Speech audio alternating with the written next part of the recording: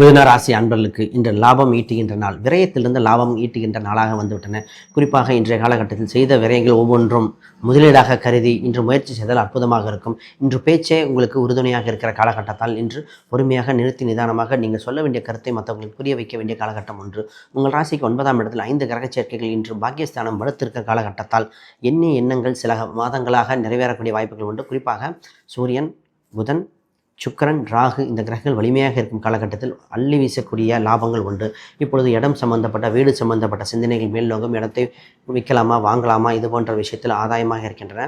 வேலைக்கு சம்பந்தப்பட்ட சென்றவர்கள் இன்று பதவி உயர்வு அடைய, வேலை இருந்த இடத்தில் தொந்தரவு செய்தவர்கள் யார், நல்லது செய்தவர்கள் யார் என்று அனுகூலமாக தெரிகிற காலகட்டம் ஒன்றும்.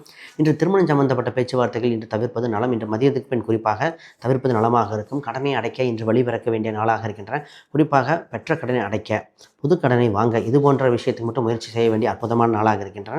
இன்று ராசி எண்ணாக நிறமாக இருப்பது 6 மற்றும் பிங்க் மற்றும் இளஞ்சிவப்பு நிறங்கள் மிகுந்த யோகத்தை கொடுக்கின்றன. இன்று வழிபட வேண்டிய தெய்வமாக இருப்பது பாலாஜி.